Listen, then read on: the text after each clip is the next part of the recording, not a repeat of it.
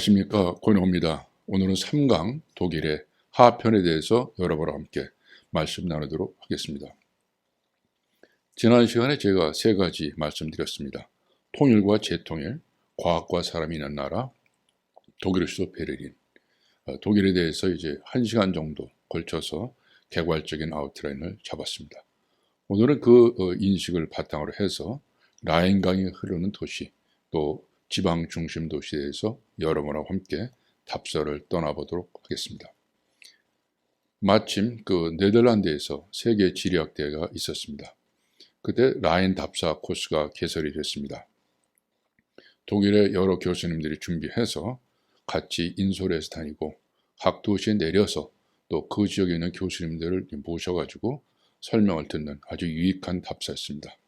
오늘 그 경험을 여러분하고 함께 나눠보고자 합니다. 라인강을 이제 답사하는 방법은 여러 가지가 있습니다. 아래에서 위로 올라가는 방법, 위에서 내려가는 방법, 또 중간에 이게 돌아다니는 방법 등 여러 가지 있습니다. 오늘은 답사 코스를 아래에서 위로 올라가는 방법을 택해 보도록 하겠습니다. 지도의 왼쪽에 보면은 네덜란드가 나와 있습니다. 네덜란드 로테르담에서 출발을 해서 라인강을 쭉 거슬러 올라가는 코스입니다. 우선 그 뒤스부르크가 나오죠.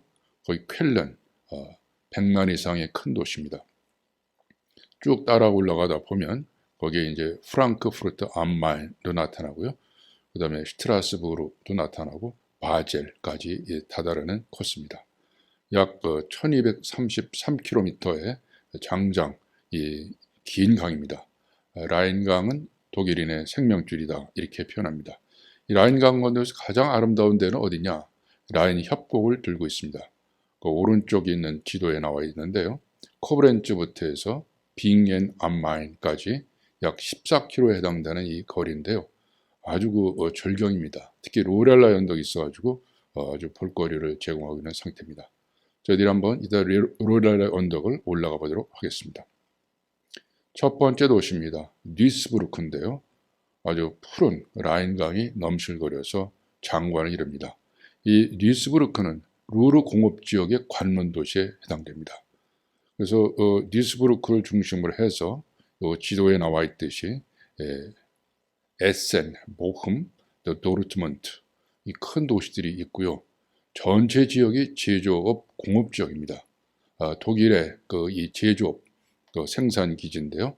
여기서 생산되는 여러 제품으로 해서 독일의 먹거리, 경제가 튼튼하다 이렇게 말씀드릴 수가 있습니다.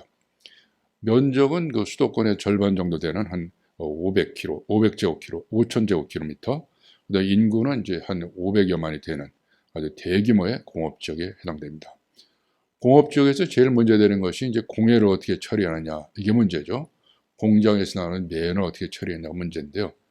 루르 공업지역에서는 사진에서 보시다시피 몇 차례 이 매연을 이렇게 걸러냅니다. 그래서 하얀 그 연기만 올라오도록 김만 올라오도록 이렇게 하고요. 주변에 숲을 많이 이렇게 조성을 해서 또 이게 청정한 그 공기를 확보하도록 노력하고 있습니다. 그러니까 공업하고 환경을 잘 조화를 시켜보겠다. 그러니까 인더스트리얼 컴플렉스가 아니라 인더스트리얼 파크를 이제 구사하고 있고 또 구현하려고 노력하는 것이 이 루르 공업지역의 현상이다. 이렇게 말씀드릴 수가 있겠습니다. 뒤셀도르프입니다. 굉장히 큰 그 강폭이 보입니다. 라인강은 평균적으로 강폭이 약 400m 되고요. 깊이가 20 내지 25m가 돼가지고 큰 배가 들어갈 수 있습니다. 뒤셀도르프에 이제 큰 배가 들어가서 접안하죠. 왼쪽 조그만 사진에 보면 기중기가 있습니다. 그러니까 큰 배가 들어와서 대형 화물도 접안할 수 있는 그런 도시다. 이 도시는 이제 세계적으로 패션이라든가 전자산업 이런 것에 특화되어 있는 도시로 알려져 있습니다. 라인란트입니다. 아주 중요한 지역인데요. 라인강이 흐르면 그 왼쪽에 해당되는 지역에 해당됩니다. 오래전부터 이 지역이 아주 노른자의 땅이기 때문에 여러 세력들이 이걸 장악하기 위해서 노력을 많이 했습니다. 최종적으로는 1870년, 71년 보불전쟁에서 승리한 프로이센이 이 지역을 점유했습니다. 프로이센은 1871년에 이 지역을 프로이센령 라인주로 이렇게 설치를 해서 독일이 관장을 하는 태도를 보였습니다. 여기에 이제 디셀도르프, 쾰른, 코브렌츠, 아헨, 트리어 이런 그 중요한 도시들이 쭉 그 성장 발전했었는데요. 1871년은 상당히 프랑스로서는 견디기 어려운 그런 시점입니다. 여기에서 이제 알사스 로렌 지역이 있었는데요. 여기서 불어를 공부했었거든요. 근데 독일령이 되기 때문에 불어를 공부할 수가 없게 됩니다. 너무 안타까운 거죠. 그래서 알퐁스 도데가 1873년에 마지막 수업이라는 이 소설, 짧은 단편을 통해서 그 아련한 프랑스 사람들의 그 이 애국심을 고취한 그 소설의 무대이기도 합니다. 1차 세계대전 때 이제 독일이 패망했기 때문에 1919년 베르사유 조약에 의해서 알사스 로렌 지역은 프랑스령으로 다시 바뀌었습니다. 그러니까 라인란트는 지금 이제 독일하고 그 다음에 프랑스가 공동 공유하고 있다. 특히 알사스 로렌 지역의 핵심 지역이 스트라스부르인데요. 그거는 프랑스형으로 좀 되어 있습니다. 이 지역에서 출연을 해서 이 독일을 아주 부강한 나라로 만든 두 명의 지도자를 소개하고자 합니다. 한 분은 아데나우고 다른 한 사람은 에르하르트입니다. 아데나우는 쾰른 출신입니다. 근데 아주 갖은 고수를 다 겪었어요. 나치 시절에. 1949년에 국민들의 지지를 받아서 독일의 초대 총리가 됩니다.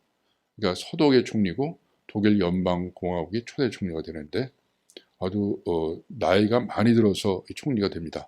73살 때 총리가 돼서 사선을 거쳐서 14년간 독일을 탄탄하게 이제 자유시장 경제에 입각한 그런 이제 서방 국가로 만들어 놓은 이제 공로가 인정되고 있는 분이죠. 옆에 있는 분은 이제 에르하르트인데요. 경제통입니다. 그러니까 정치는 이제 아데나우어가 하고 경제는 에르하르트가 해서 오늘날 독일을 탄탄하게 만들었다. 이런 평가를 받습니다. 그래서 이 두 분을 위시해서 많은 그 지도자들, 독일 국민들이 노력을 해갖고 경제 건설을 했습니다. 독일 사람들을 그 갖다가 위르샤프트 분더, 그러니까 이코노믹 미러클, 경제 기적이다. 사람들이 또 이게 라인강의 기적이다 이렇게 말도 하는데요. 어쨌거나 이 두 사람을 위시해서 전후에 1949년 이후에 오늘날까지 독일인들이 많은 노력을 해서 경제 강국으로 올라서게 됐다. 이렇게 말씀드려봅니다. 쾰른입니다. 쾰른은 콜로니, 여기에서 이제 유래된 거죠. 당연히 로마의 식민지 도시로 발달된 도시인데요. 굉장히 그 넓은 지역의 도시가 발달돼서 독일에서 100만 이상의 되는 도시에 포함됩니다. 네 번째 도시가 됩니다. 앞에 보이는 이 성당은 쾰른 성당인데요. 아주 장엄하죠. 이 성당을 왜 지었느냐? 신성 로마 제국 때 이태리에 가서 동방박사의 유고를 확인하게 됩니다. 근데 이 유고를 안치시키기 위해서 성당을 짓자. 그래 1248년부터 짓기 시작해서 아주 장대한 아주 보기 좋은 그 성당을 쳤는데요.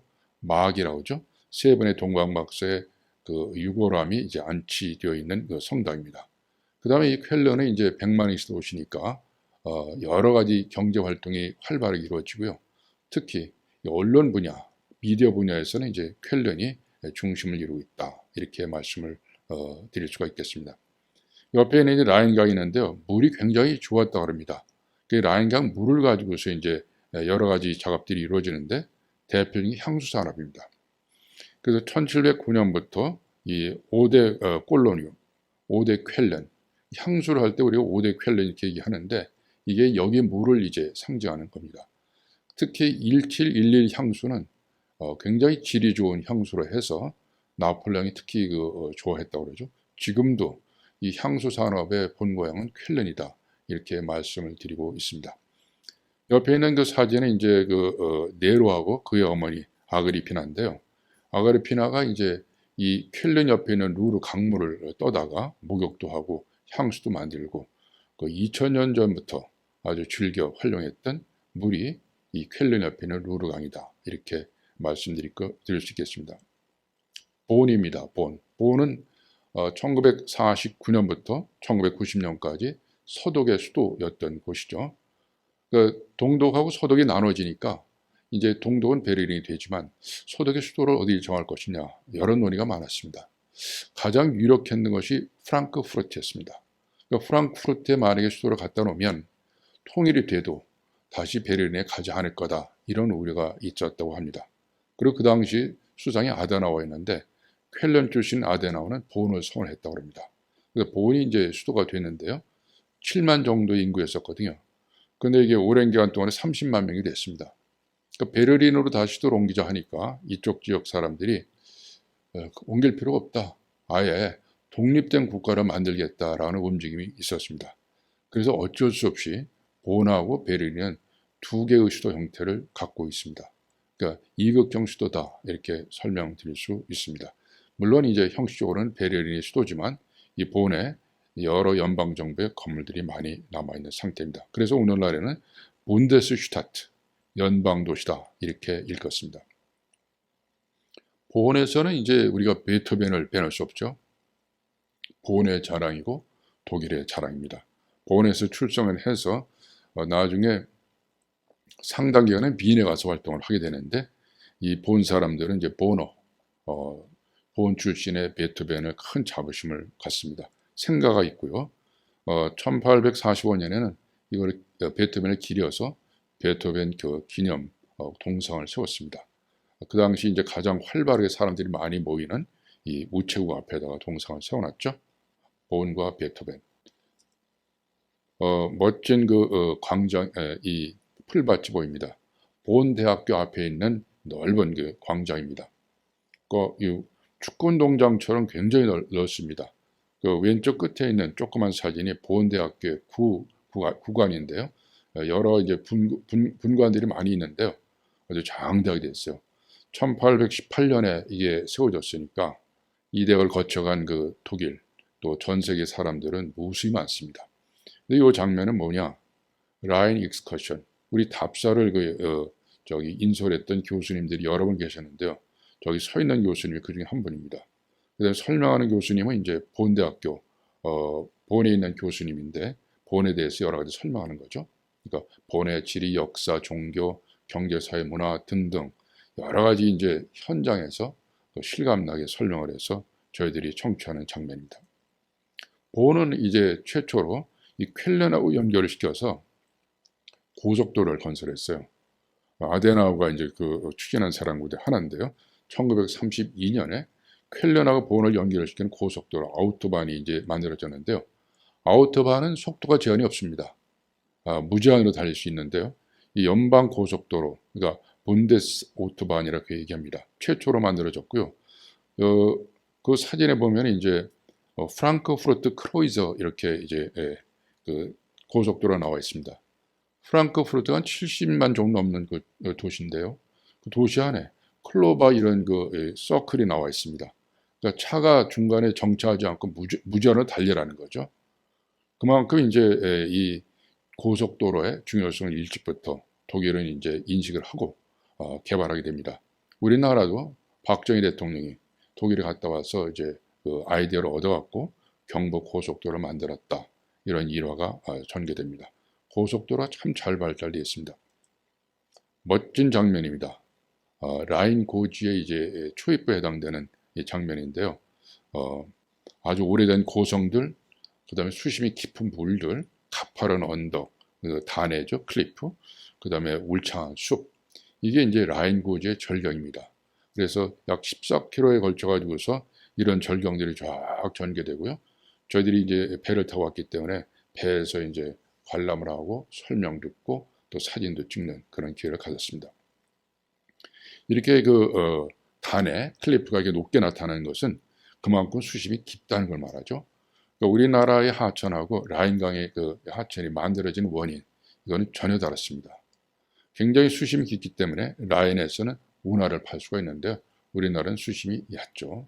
비가 오면 며칠 사이에 동해 바다, 서해 바다로 빗물이 흘러가서 이 수심이 얕습니다. 그러니까 만들어진 원인이 상당히 상이하기 때문에 운하 만드는 데는 이제 문제점이 있다, 이런 설명을 드릴 수가 있겠습니다. 이쪽 올라가다 보면 이제 이 라인 고지의 핵심적인 하이라이트에 해당되는 로렐라입니다. 그 로렐라에서 내려가지고 인솔 교수하고 같이 저 언덕 위로 올라갔습니다. 위로 올라갔더니 아름다운 여인의 동상이 있었습니다. 그 만들어 놓은 거겠죠. 근데 이거는 왜 만들었느냐? 하이네가 1824년에 아름다운 아름다운 시 로렐라이를 이제 발표를 했는데요. 그 내용인즉슨 아름다운 여인의 연인이 떠나가서 너무 슬퍼가지고 저 언덕에서 떨어졌다고 합니다. 그래서 그 이후에 이 아름다운 음악 소리가 이 언덕 주변에 이렇게 들려가지고 여길 다니는 이제 이 뱃사람들이 부딪혀서 죽는다. 아주 슬픈 얘기인데요. 어쨌든 경관은 아주 기가 막히게 아름답습니다. 132m의 클리프 로렐라이 언덕입니다. 조금 더 이제 거슬러 올라가면 리데샤임, 전부 고성이 있고요. 그 다음에 깨끗한 경관, 맑은 경치, 맑은 물, 깊은 수심, 조용함 이런 것들이 라인 고지에 이제 쭉 연속되는 것인데요. 리데샤임도 그 중에 하나입니다. 조금 더 거슬러 올라가면 이제 리슬링가워, 라인가워 리슬링이라고 하는 이제 포도 농장이 나타납니다. 언덕배기에다가 이제 포도를 쫙 재배해서 그걸 걷어내 갖고 이제 그 양질의 포도주를 생산하는 곳입니다. 그래서 이 라인가워 리슬링은 굉장히 질 좋은 포도주로 알려져 있죠. 그래서 이제 어떤 식이냐, 이런 식입니다. 그 언덕에다 쭉 이제 포도밭을 해놓고 이걸 이제 일정 기간이 지난 다음에 포도 생산해내는 그런 것이죠. 라인가워 리슬링, 그 와인밸리에 해당됩니다. 마인츠로 갔습니다. 마인츠 하면 우리가 이제 요하네스 구텐베르크를 연상하게 되죠. 거기 사진이 동상이 있습니다. 마인츠의 자랑입니다. 그러니까 구텐베르크가 인쇄술을 이제 발명을 해내가지고 1455년에 최초의 성경을 발간하게 되죠. 그래서 출판 문화가 완전히 이제 혁명을 일으켜서 오늘날 전 세계의 인쇄 문화, 그다음에 유섬, 이게 글씨로 된 문화 이런 것들이 이제 이루어지는 계기를 가져왔다. 우리나라에서는 직지가 또 이렇게 널리 알려져 있는 상태입니다. 멋진 그 도시 경치입니다. 시티스케이프인데요. 프랑크푸르트입니다. 프랑크푸르트는 이제 이 라인강의 지류인 마인강 옆에 발달된 도시인데요. 이 프루트라고 하는 자체의 말이 개울이란 말입니다. 그러니까 이제 물과 관련돼서 발달된 도시인데요. 인구가 한 75만, 6만 정도 되는 그런 도시인데요. 면적은 그렇게 넓지 않습니다. 서울의 한 반 정도 될까요? 그러나 이제 프랑크푸르트 대도시 지역은 이제 훨씬 더 많은 사람들이 삽니다. 왜냐? 여기가 경제 중심지이기 때문에 그렇습니다. 여기 보는 유럽의 중앙은행이 여기 와 있습니다. 조그만 사진에 별들이 있는데요. 여기에 이제 유럽 중앙은행에 가입되어 있는 유럽의 각국의 의미를 합니다. 오른쪽에 있는 그 높은 그 빌딩은 유명한 도이체 방크의 본사입니다. 1870년부터 있는 그 방크인데요. 아주 도이체 방크의 신용도는 세계적이죠. 그러니까 모든 은행 지표 가운데서 도이체 방크에게 지표를 쓰는 경우가 많은데 그 본사가 프랑크푸르트에 있습니다. 경제 중심지입니다. 경제 중심지인데다가 이제 유럽의 중앙이 있기 때문에 교통로가 아주 엄청 발달되어 있습니다. 모든 전 세계의 이 비행기들이 이 프랑크푸르트 허브 공항에 일단 내려서 또 각 나라별로 각 지역별로 하는 이 프랑크푸르트 허브 인터내셔널 에어포트인데요. 1909년부터 이제 운영이 됐던 굉장히 큰 그 공항입니다. 그래서 아예 공항을 돌아다 보는 에어포트 투어가 있었습니다. 그래서 저희 답사 팀들이 이 투어에 참여해서 샅샅이 이 프랑크푸르트 공항을 뒤져볼 기회가 있었는데요. 그 중에 하나가 이제 요겁니다. 그 화물이 어떻게 실리는가 이거가 이제 궁금했었는데요. 가서 직접 봤습니다. 비행기 옆구리에다가 이렇게 올려가지고서 싣더군요. 그래서 이제 이 프랑크푸르트 공항 밑에 경락고가 몇 층으로 되어 있습니다. 전부 자동으로 되어 있어갖고 그 바코드에 따라서 전부 그 행선지로 가는데 실는 장면이 이제 아주 저한테는 좀 이채로웠습니다. 요 프랑크푸르트 이제 기차도 또 이게 어마어마하죠. 1888년부터 유럽의 모든 기차가 프랑크푸르트를 거쳐간다고 할 정도로 기차 노선도 굉장합니다. 항공 노선, 기차 노선, 도로 노선. 그러니까 이제 이것은 크로스 시티, 교차로 도시다. 이렇게 얘기할 수도 있겠습니다.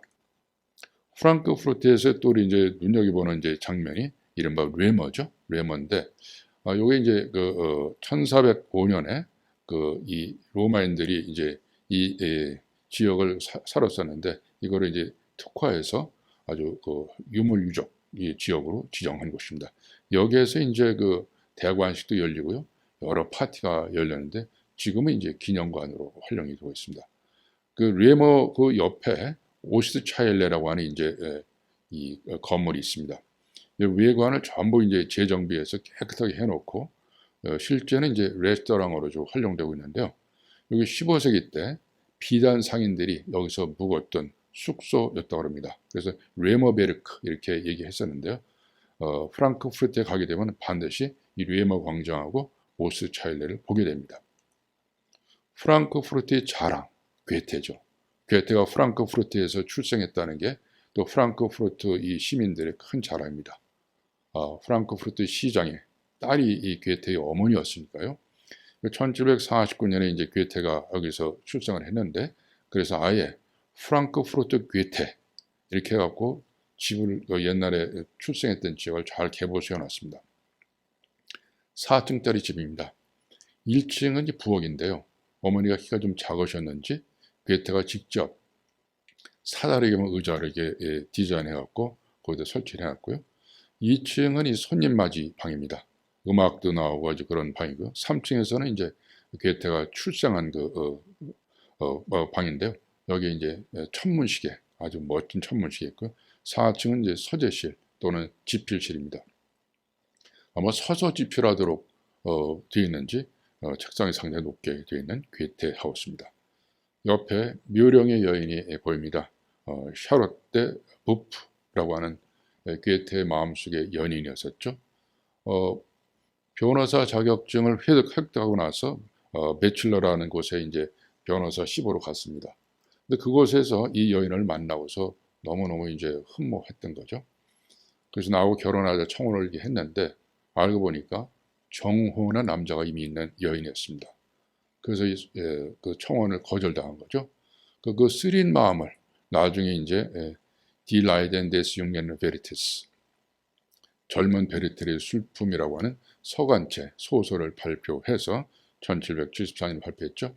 일약 유럽, 오늘날의 전 세계 문인으로서 등단하게 되는 기회가 됩니다. 그러니까 한 예술가들이 일생에 걸쳐서 누구를 만나느냐, 이것이 그 사람도 그렇고 인류한테 어떤 영향을 미치는가의 한 예가 여기에서 또 확인이 됩니다. 멋진 도시입니다. 이 하이델베르크입니다. 하이델베르크인데 이거는 이제 나일강의 지류인 네카강 옆에 발달된 도시입니다. 곡저 도시라고 얘기하죠. 그러니까 밸리 밑에 이렇게 넓은 지역이 있는데 거기에 도시가 발달됐다. 그래서 곡저 도시라고 얘기합니다. 근데 이 도시는 산업 활동하기에는 적절하지 않죠. 봉해가 이제 네카강에 흘러갈 테니까. 그러나 정신문화 하기에는 더없이 좋습니다. 조용하고요, 깨끗하고 주변의 풍광도 너무 수려한. 그래서 이 지역은 일찍부터 이제 정신문화가 굉장히 꼽혔던 곳이기도 합니다. 인구는 한 16만, 20만 정도 되는 조그만 도시죠. 그 정신문화의 중심지가 이제 하이델베르크 대학이죠. 하이델베르크 대학이 1486년에 건축이 됐으니까 굉장히 오랜 기간 동안에 이 대학을 거쳐간 사람들은 많이 있습니다. 대학을 거쳐간 노벨상 수상자만 55명으로 집계되어 있고요. 그 다음에 독일의 재통일을 주도했던 콜도 이 대학 출신으로 알려져 있습니다. 이 건물은 이제 너무 낡아가지고 지금은 박물관을 쓰이고요. 신축 캠퍼스가 있어서 거기서 실제는 공부를 합니다. 정신문화의 핵심은 이제 역시 인문학이겠죠. 인문학의 이제 본향이기도 하고요. 그 다음에 종교개혁에 여기가 굉장히 중심지였던 것이기도 합니다. 그래서 여기 보이는 성령교회가 너무 멋있게 지어져 있죠. 교회가 굉장히 많습니다. 조그만 도시에 교회가 많은데요. 이 개혁교회, 이것이 이제 여기에서 이루어져가지고 정신문화의 본향이다, 이런 평가를 받는 곳입니다. 하이델베르크입니다. 멋진 또 하나의 도시가 나옵니다. 칼스루헤라는 도시인데요. 전체적인 윤곽이 부채꼴 모양이죠. 그러니까 완전히 계획도시입니다. 그러니까 중앙에 이제 메인 빌딩을 두고요. 도로가 부채꼴 모양으로 쭉 나 있는 이제 도시인데, 펜실이라는 그 별명을 갖고 있습니다. 독일어는 회허슈타트 이렇게 얘기하는데요. 이 당시 이제 선제후 이름에 카를이 들어간 사람이 있는데 그 사람이 이를 따르면서 이제 카를 루에라고 이렇게 붙였다고 합니다. 1715년에 만들어진 계획도시인데 오래된 도시답지 않게 굉장히 깨끗합니다. 왜 이 도시가 이렇게 강조되느냐? 이 건물 때문에 그렇습니다. 연방 대법원 건물이 여기 와 있습니다. 1950년에 왔어서 사법부가 이제 여기 있는 거죠. 그러니까 베를린에 이제 본부가 있고 본에 있고 또요 할스루에 대법원이 있습니다. 한 군데 모여 있을 필요가 없다고 하는 그 상징적인 그 의미가 있고요. 또 분권을 그렇게 한다라는 의미도 있습니다. 하수리에는 연방 대법원이 있기 때문에 더욱더 이 강조되는 도시입니다. 슈트라스부르에 있는 유럽 의회 건물입니다. 슈트라스부르는 아까 말씀을 드렸듯이 독일에 있다가 프랑스에 있다가 근데 현재는 프랑스입니다. 그 다음에 유럽의 가운데 있기 때문에 또 물길이 굉장히 좋습니다. 라인강뿐만 아니라 그래서 유럽에 있는 전체 지도자들이 모이기가 굉장히 좋은 곳이기 때문에 여기에 유럽 의회 건물이 있는 거죠. 그래서 이제 유럽에 열리는 그 장면이 아주 멋지게 유엔에서 하는 그 회의보다 더 멋지게 나타나 있습니다. 스트라스부르, 알퐁스 도데 아까 말씀드렸습니다. 조금 더 올라오면 바젤에 나타납니다. 바젤은 이 라인강이 쭉 올라가서 마지막 종착지에 해당되는 곳입니다. 스위스에 있습니다. 다음 시간에 스위스 할 때 바젤에 대해서 또 자세히 설명해 드리도록 하겠습니다. 바젤에 가면 세 나라가 만났다고 해서 드라일랜더 에크라고 하는 이제 기념탑이 세워져 있습니다.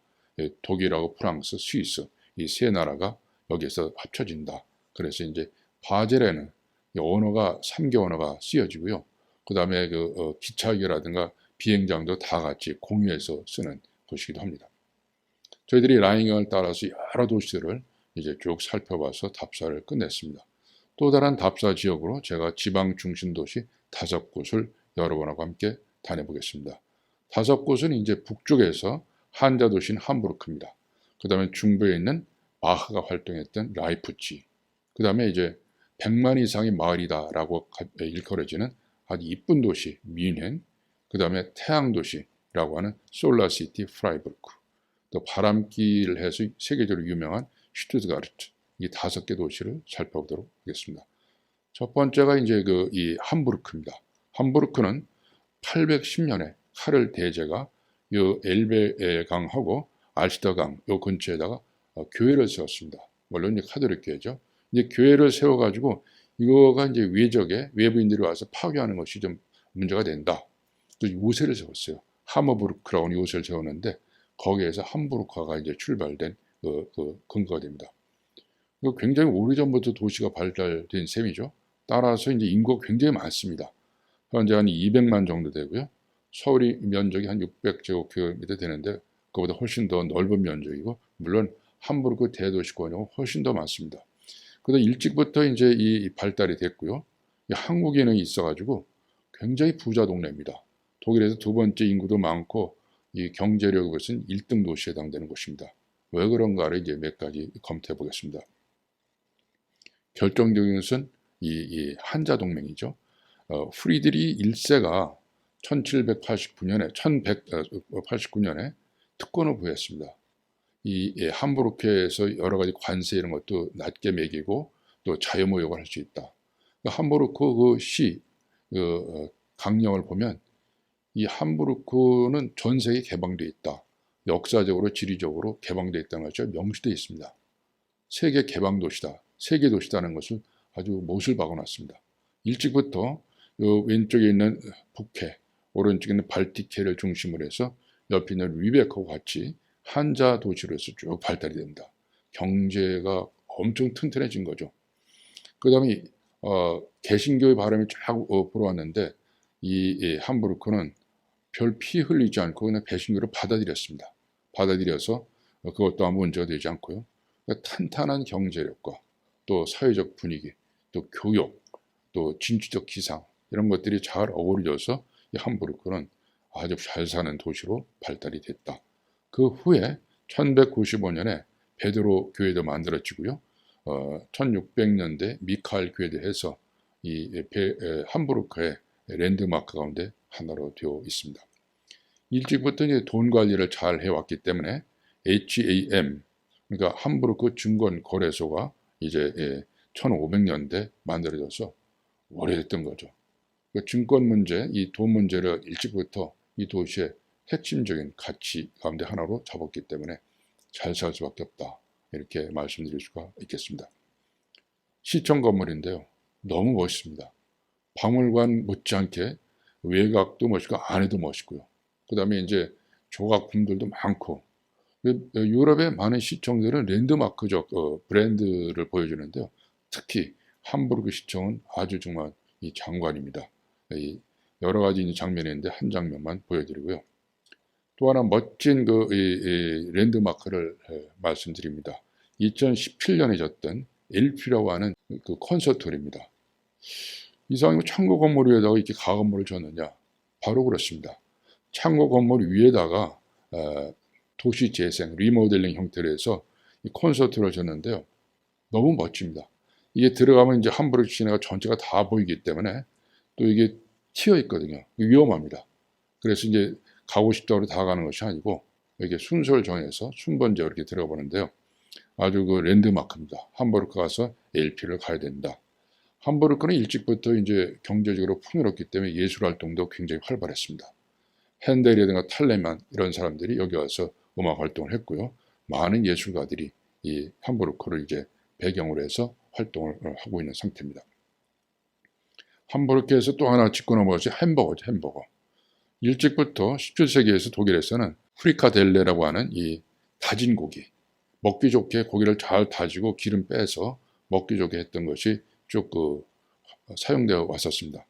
근데 이게 이제 함부르크에서 미국으로 이민 간 사람들이 옛날에 먹던 그거대로 해서 이제 다진 고기를 먹었거든요. 거기다 빵을 위에다 이렇게 붙여가지고서 또 먹었습니다.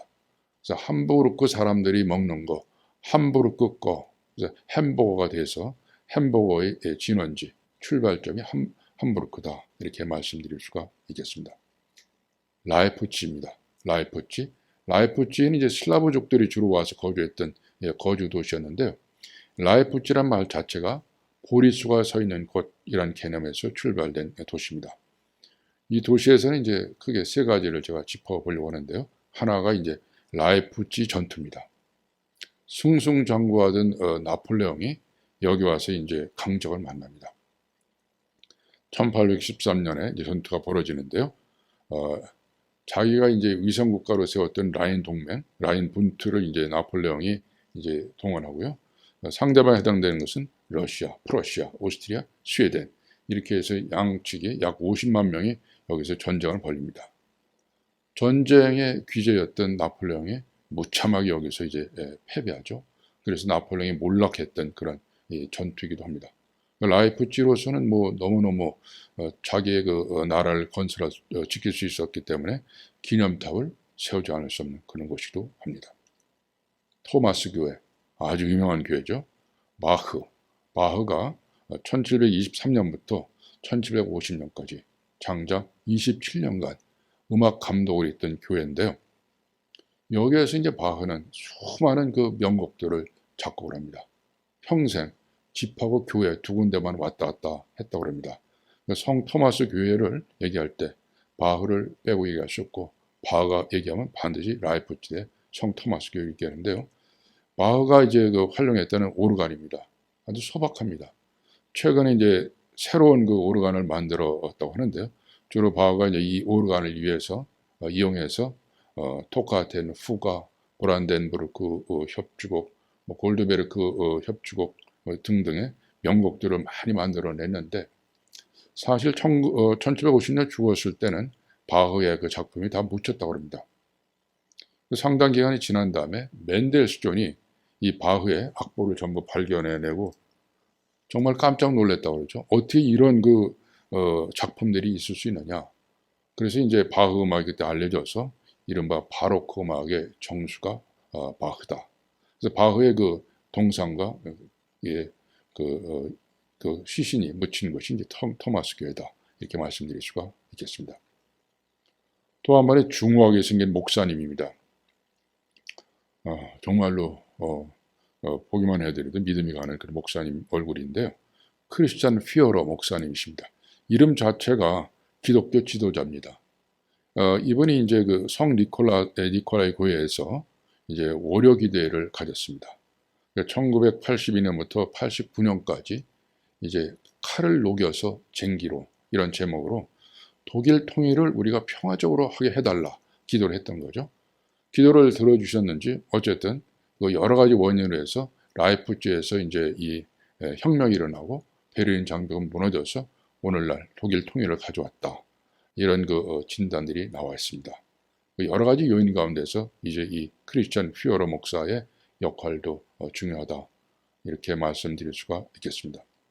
뮌헨입니다. 뮌헨은 그 오른쪽 상단에 보는 이제 문양이 나와 있는데요. 수도승이죠. 그러니까 수도승의 개념에서 뮌헨이라는 이름이 나와 있는데요. 정말 이쁜 도시입니다. 그래서 이 도시가 이제 성당이 있고요. 그다음에 새로 시청사가 있는데요. 이 뮌헨의 아름다움은 이 장면에서 드러납니다. 뮌헨 주변에 이 바바리안 알프스가 쫙 펼쳐져서 정말 절경입니다. 도시도 굉장히 깨끗합니다. 그래서 이제 뮌헨에 사는 사람들은 큰 자부심을 갖죠. 그래서 바바리안을 이 사람들이 강조를 하고요. 정말 독자적입니다. 그러니까 1648년에 우리가 종교 전쟁으로 해서 독일의 도시들이 100여 개의 그 소도시 국가로 바뀌었다는 설명을 드렸습니다. 그 몇백 년 동안에 이제 도시 중심으로 이 국가가 발달하다 보니까 중앙정부에서 컨트롤하는 것이 별로 의미가 없습니다. 각 지역의 중심 도시를 중심으로 해서 이 문화가 형성되어 있는데 그 중에서 이제 뮌헨은 아주 독특합니다. 그래서 이제 독일의 도시를 이제 몇 가지 한번 살펴보면요. 베를린은 이제 한 350만, 대도시죠. 제일 큰 도시고, 함부르크 170만, 그 다음에 뮌헨이 한 150만, 그 다음에 쾰른이 100만. 그러니까 100만의 도시가 4개밖에 없습니다. 프랑크푸르트, 그 다음에 슈투트가르트 이렇게 도시가 되어 있는데요. 100만의 도시가 4개고요. 50만 명 이상의 도시가 14개, 10만 명의 도시가 79개 이렇게 되어 있습니다. 그 중소도시가 어떻게 그렇게 세계적으로 유명하냐? 그게 이제 저희들 인식이 좀 차이가 있는데요. 도시는 원래 100만 이상 도시면은 벌어들이는 돈보다 쓰는 돈이 더 많습니다. 그래서 100만의 도시는 적절하지 않다. 이게 도시학에서 기본 논리입니다. 그런 면에서 독일의 도시는 아주 그 원칙에 맞게끔 잘 가꿔져 있다. 특히 뮌헨은 그렇다. 이렇게 설명드릴 수가 있겠습니다. 뮌헨의 바바리안 스타일을 특징하는 4가지 이제 보이는데요. 남자들이 이제 레더호젠, 까만 바지에다 멜빵을 메고 모자 쓰고 하는 흰 옷도리, 이런 이제 레더호젠. 여자들은 이제 화려한 옷을 가는 디른들, 이런 옷을 입고요. 맥주, 뮌헨 맥주는 또 세계적이죠. 그 다음에 하얀 소세지, 프레첼, 그 다음에 머스타드. 이 4가지가 이제 뮌헨의 스타일인데요. 뮌헨 스타일을 이 바바리아 사람들은 너무너무 사랑하고 좋아합니다. 그래서 해마다 옥토버 페스트, 맥주 페스티벌이 열리는데요. 파울라너, 뮌헨 맥주의 대표죠. 그래서 이제 약 보름간의 전 세계적인 맥주 파티가 열리는 곳이기도 합니다. 굉장히 부자 도시입니다. 예술 활동이 굉장히 활발하게 이루어져서 음악이라든가 여러 예술 활동들이 이루어지는데요. 여기 있는 공익극장에서는 1800년대 이제 만들어졌는데 유명한 세계적인 그 작곡가들의 작품들이 초연되거나 또는 재연되거나 여기서 처음으로 시작하는 경우가 많습니다. 그 중에 하나가 리하트 바그너라 이렇게 알려져 있죠. 이 BMW, 요게 이제 그 세계 사람들이 좋아하는 자동차 가운데 하나입니다. 우리나라에서는 조금 최근에 좀 문제가 되는 측면이 있었는데요. 이 BMW는 바바리안 모터 웍스의 이니셜을 따서 만든 겁니다. 바바리아 제품이죠. 그래서 이제 뮌헨에 이 공장이 있어가지고 본사가 있어서 뮌헨 경제의 기틀을 만들고 있습니다. 이것뿐만 아니라 지멘스, 아주 대표하는 제조업체죠. 알리안스, 보험회사, 오스람, 전기기구, 수없이 많은 이제 이 세계적인 기업체가 뮌헨에 있습니다. 그래서 뮌헨에는 이제 외국 근로자들이 전체 그 시민의 약 40% 정도가 된다. 이런 통계가 나와 있습니다. 국제도시죠. 세계화를 해야 됩니다. 그러니까 외국 사람들을 받아들여서 같이 사는 그런 모습을 할 때 세계적 경쟁력이 나타난다. 뮌헨에서 확인하는 얘기입니다. 흑 역사 하나 있습니다. 이 히틀러가 뮌헨을 되게 좋아했습니다. 1920년에 맥주집에서 이제 그 처음으로 나치를 출발합니다. 한참 나치가 절정했을 때 다시 맥주집에 오게 되죠. 왼쪽에 있는 그 맥주집인데요. 그 다음에 자기가 살았던 아파트가 있습니다. 이 근처에다가 또 이제 집단 수용소를 만들어서 이 미네는 또 아픈 과거를 갖고 있는 그 도시이기도 합니다. 최근에는 나치 기념관이 만들어져 있는 상태입니다. 프라이부르크로 넘어갑니다. 프라이부르크는 솔라시티, 태양도시다 이렇게 얘기하는데요. 건물들이 유리 건물들이 많습니다. 왜냐하면 태양빛을 많이 쬐야 된다. 이렇게 이제 주장을 해서 이른바 재생에너지의 이제 실천 도시라 이렇게 말씀드릴 수 있는데 왜 생겼느냐? 1973년에 독일에서 윌에다가 방패장을 놓도록 했습니다. 프라이부르크 시민들이 격렬하게 반대를 했습니다. 청정도시의 웬 방패장이냐? 그래서 반핵 운동을 시작했죠. 여기 서 계신 할아버지는 그 당시 이 시민운동을 했던 그 사람 가운데 한 분인데 아예 직업을 놨었습니다. 그래서 이제 재생 에너지, 태양 에너지가 얼마나 중요하다. 그래서 교육하고 뭐 이렇게 안내하고 이렇게 하는 건데요. 저희들 이것도 앞전도 다른 코스에서 제가 갔었는데요. 200불씩 내야 됩니다. 그래서 200불을 내고 슐츠시하고 프라이부르크로 샅샅이 이게 돌아다닐 기회가 있었습니다. 근데 현실적으로 지금 프랑스하고 독일하고 비교해 볼 때 재생에너지를 쓰기로 주겠던 독일의 환경이 더 나빠지고 있습니다. 그러니까 핵을 써서 원자력을 발전하는 프랑스도 도와주고 있거든요. 그래서 이게 탈원전이 좋은 것이 아니다. 다시 원래로 돌아가자. 이런 논의가 활발하게 전개되고 있는 상태입니다. 아주 멋지다고 할 거예요. 아주 특이한 집이 보입니다. 헬리오트롭이라고 하는 집인데요. 365일 돌아갑니다. 이 집이. 태양빛을로만 이제 집을 운영하겠다. 그래서 롤프 디슈라는 사람이 집인데요. 여기에 이제 외국계 주둔기가 있었거든요. 보봉이라는 주둔기가 있었는데 그 사람들이 나갔어요. 그래서 이걸 어떻게 관리할 것인가 이게 논의를 하다가 이 사람들이 이제 여기에 태양주택, 재생주택을 짓자. 그렇게 해가지고서 만들어진 이 헬리오트롭, 견본 주택이죠. 로시가 사는 집입니다. 한 예로 이제 이 전착길에다가 그린레일을 깔았어요. 그럼 겨울에 따뜻하고 소음도 적어지고 환경은 좋아지는데 유지비가 엄청납니다. 우리도 이제 도입할 거를 한번 생각해 보는데 그 비용이 만만치 않아서 전 세계에서 그리 쉽지 않습니다. 또 다른 도시 슈투트가르트입니다. 보시다시피 슈투트가르트 시 바깥에는 숲으로 꽉 차져 있습니다. 슈바르츠발트, 블랙 포리스트. 여기가 이제 산림지대인데요. 그 중간에 도시가 있거든요. 근데 이 도시에서 벤츠를 생산해냅니다. 1800년부터. 그러니까 매연이 올라오기 때문에 이걸 어떻게 처리할까? 이거에 대해서 굉장히 고심을 많이 하다가 묘안을 만들어냅니다. 이게 이제 벤츠 박물관인데요. 원래 회색으로 되어 있어요. 실버로 되어 있는데 저녁에 이제 태양빛을 받아갖고 황금색으로 바뀌었습니다. 그만큼 환경이 보존되고 있다는 거죠. 슈투트가르트가 이제 공해로부터 탈출하는 방법은 이제 바람길입니다. 로이터 박사인데요. 로이터 박사의 설명을 자세히 듣고 이분하고 같이 슈투트가르트를 샅샅이 답사를 달 기회가 있었습니다. 어떤 아이디어냐? 바람길을 면밀하게 조사해가지고 바람길이 가는 데는 건물을 짓지 않는다는 거죠. 그러니까 바람길이 전부 공해를 몰아가지고 주변 숲으로 가져가면 이 슈투트가르트는 이제 건강한 환경을 가질 수 있다. 수십 년간 이 바람길 작업을 합니다. 그래서 슈투트가르트 안에 바람길국을 만들어서 이 로이터 박사를 이제 책임자로 해서 관리하고 있습니다. 물론 혼자 관리하는 건 아니고 팀이 있었습니다. 한 예로 이제 설명드리면요.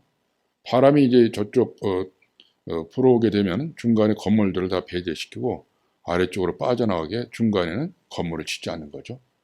그리고 개인 재산이 이렇게 침해를 받으니까 굉장히 반발이 많을 텐데 슈투트가르트 시민들이 다 호응을 해서 이제 진행이 되고 있습니다.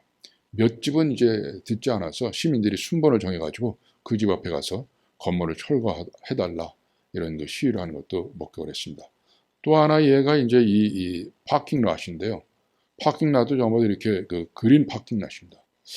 좀 너무 사치스럽지 않느냐 이런 생각이 들어갑니다. 그러나 이제 이렇게 함으로 해서 소음도 줄이고 또 이 집을 짓지 않으니까 도시가 이제 쿨링이 되고 여러 가지 장점이 많은데요. 비용이 또 엄청 들어갑니다. 잔디밭을 이용하기 때문에. 슈투트가르트 주변에 있는 그 블랙 포레스트, 슈바르츠발트는 이 사진에서 보신 것처럼 너무너무 깨끗한 환경입니다. 그래서 퀸지히 계곡이라든가 기차가 가는 무르크 계곡이라든가 그 다음에 있는 슐르흐제 호수라든가 깨끗한 환경을 그대로 유지할 수 있는 것이 이 독일 국민들이 환경을 그만큼 사랑한다. 그 결과라고 보여집니다. 마지막 장면입니다. 슈투트가르트 주변은 이와 같이 아주 검푸른 숲으로 이렇게 되어 있습니다. 그래서 이제 이 슈바르츠발트, 블랙 포레스트라고 그러죠. 그러니까 이제 독일 사람들이 환경을 굉장히 중시한다 이런 말씀을 드릴 수가 있고요. 최근에 와서는 이제 탈원전에 대해서 퀘스천을 고쳐가지고 다시 쓸 만큼 원전을 하자 이런 논의가 있다는 말씀을 드리면서 오늘 그 강의를 마치도록 하겠습니다. 그리고 그러면 이제 독일의 문제를 어떤 식으로 우리가 정리해 볼 수 있겠느냐? 제가 말, 먹거리, 종교 세 가지를 얘기했습니다. 영국, 프랑스 할 때 독일도 마찬가지입니다. 말이 전 세계 12번째 세계 언어로 되어 있고요. 먹거리, 전 세계 4등에 해당되는 GDP 국가입니다. 여기에는 이제 노벨상 수상한 사람이 자그마치 108명, 세계 3위가 돼서 각종 아이디어를 내고요. 그게 다 산업으로 다 이게 전환이 되는 거죠. 종교는 이제 말할 필요도 없는 거죠. 제일 먼저 카를 데어 그로세가 카톨릭을 가져왔고요. 마틴 루터가 프로테스탄트를 가져와서 오늘날 70% 정도가 기독교를 믿는 기독교 국가입니다. 그러면 말, 먹거리, 종교 세 가지 말고 특징이 뭐냐? 저는 이제 두 가지를 더 생각을 해봅니다. 독일이라는 나라는 개신교가 출발한 나라다. 이거는 부인하기가 어렵습니다. 그리고 수많은 뛰어난 사람, 나폴레옹이라는 사람이겠잖아요. 수많은 뛰어난 사람들이 출연해서 인류 문화에 큰 공헌을 했다. 이렇게 이제 독일을 요약해 볼 수가 있겠습니다. 독일의 도시는 어떠냐? 베를린과 보는이 쌍극형, 이극형 도시고요. 그 다음에 이제 이 라인강을 따라서 여러 도시들이 발달되어 있고요. 함부르크는 한자 도시, 그 다음에 라이프치히는 바하가 활동했던 도시, 또 뮌헨은 백만의 마을, 그 다음에 프라이부르크는 태양 도시, 슈투트가르트는 바람길 도시다. 이렇게 정리해 볼 수가 있을 것 같습니다.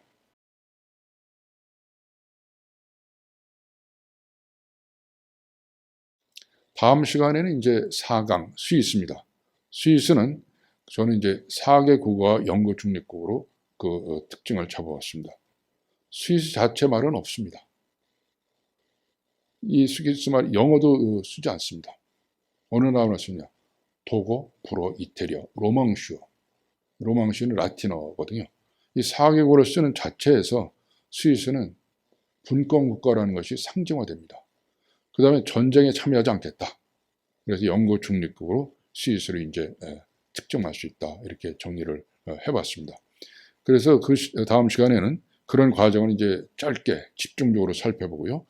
최대 도시 쥐리히, 또 국제도시 제네바, 또 사실상의 수도 베른, 그 다음에 교역도시 바젤을 봅니다. 왜 사실상의 수도 베른이라고 하냐? 스위스는 수도가 없습니다. 어디 한 나라에 수도가 없느냐? 없습니다. 왜냐하면 수도에다가 특권을 부여하면 다른 지역이 그만큼 그 균형을 갖지 못한다. 그래서 사실상 수도, de facto capital 이런 개념을 쓰고 있습니다. 아주 그 재미나는 이 나라다, 도시다 이렇게 설명을 드릴 수 있고요. 전부 도시가 크지 않습니다. 강소 도시들입니다. 그래서 여러분하고 다음 시간에 스위스를 구석구석 살피면서 아주 재미나는 여러 말씀들을 나눠보도록 하겠습니다. 오늘 전체 강의는 이것으로 마치겠습니다. 감사합니다.